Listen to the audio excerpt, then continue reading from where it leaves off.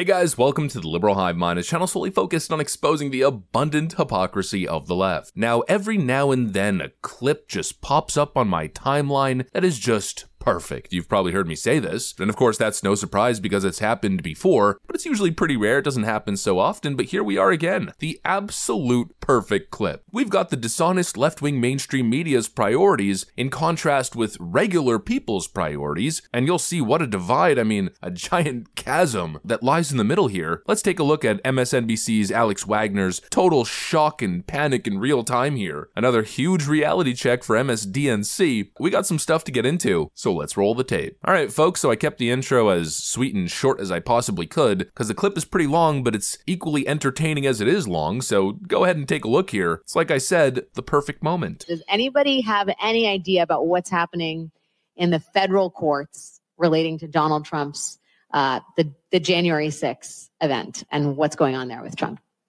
Wait, I'm sorry to keep going back to you, but so you haven't talked to me about your level of interest in the criminal charges and so forth. February 6th? January 6th. So I remember that day. I know he was the standing president. I'm not familiar with the charges that are being brought against him for that. I'm not following that charge or I know there's multiple court cases going on. I'm just not familiar with it. That doesn't sound like it's going to be a factor in deciding who to vote for. No. Okay, so when I say January 6th, what do you think? Oh, I just remember seeing it on the news, like all the riots and stuff. Don't really know what it was about or what happened, though. How did it make you feel when you saw it? I don't know. I don't really feel any way about it. People showed their emotion, I guess. Probably in the wrong way, but it happened. Who here has been following the decisions from the Supreme Court? Raise your hands. Yeah. Okay, I'm seeing only a handful. Who here knows what the Dobbs decision is? One person. Okay, that's super interesting. So you think Democrats are too open-ended on abortion and Republicans are too restrictive? Yep. Okay, what about you? Is it something you think about? Same as her. Same as her? I think there's some middle ground there. Something you think about? I don't know. You don't have to? Well. I don't really have an opinion on it. I haven't looked into it or even thought about it, really. Who here is voting for the first time? Is this anybody's first election? You guys back here. What's sort of made its way across your radar? Any stories or issues or positions? Mostly just immigration. Can you talk a little bit more about that? What about immigration have you been paying attention to? There are thousands and thousands of illegal immigrants coming across the border every day, and the vice president has done minimal work to fix that, based on what I've seen. So I'd like that to change. Do you feel like Donald Trump's going to be better on that issue? Based on what we've seen on his first 4 years, I do believe that he will be better on that, yeah. Are you leaning towards Trump right now? Yes, ma'am. Is there anything that Vice President Harris could do at this point to change your mind? Not particularly, no. Unless she changes her stance completely on fixing the border. That's no. This is your first election? Yeah, it is. And have you been paying attention to stuff? Some things, but as of right now, it's kind of hard to know what is true and what's false as far as both parties are concerned. What issue matters to you the most? Definitely are issues concerning democracy and what was discussed before the border. What about immigration concerns you? The influx in illegal immigration is affecting a lot more than just the people, but our economy, we're losing jobs for the people who live here. People are, running out of work, and in return, it's making life as a whole for the country harder. Do you feel like one candidate or the other is better on that issue? Like I said, I don't know what to believe from what I'm seeing from multiple news outlets and what comes across my news feed and whatnot. So I'm not super opinionated either way.